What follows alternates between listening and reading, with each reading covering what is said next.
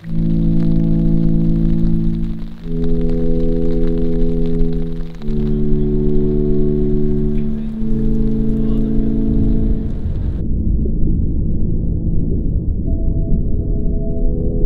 savu bērnību vasaras laikā bija jāpavada man pie jūras kāpās, jo mammai ļoti patīk sauļoties, un viņa man vienmēr ņēma līdzi.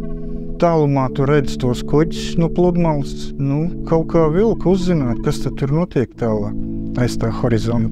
Pat cik mācījos Liepājā, vidusskolā, pabeidzot pamatskolu, pēc 8. klases iestājos Liepājas jūrniecības skolā. Pēc tā 2. kursa mēs piedalījāmies regatē starptautiskajā. Un pēc 3. kursa jau nokļuvu zvejas kuģu praksē. Sanāca pabūt Mauritānijā pie Āfrikas krastiem. Pēc jūras skolas beigšanas jau saņēmu uzaicinājumu strādāt uz akcijas sabiedrību Brīvo vilnu.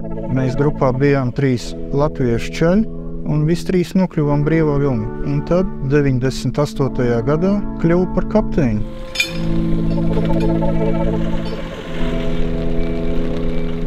Nezinu, vēl tā jūra patīk.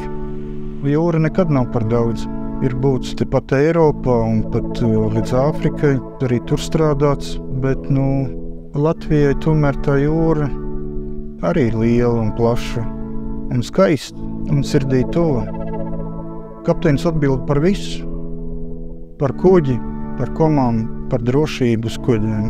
Ir bijusi tādas situācijas, kad trāli ir trapījušies 2. pasaules kara mīnu rati. Tiešām kaitina, kad tu nevar zvejot, nevar izlikt trāli un zvejot zivis. Tad tur ir ko papūlēties, lai viņas dabūtu ārā no traļa. Lielo lomu var salīdzināt ar ģimeni, kad ir mīļotā sieviņa, bērni, kad jūrnieki sagaida mājās no jūras. Komanda tā ir kā ģimene. Novēlu tad, lai tie lomi būtu stabili lieli vienmēr un nekad neizsīkst.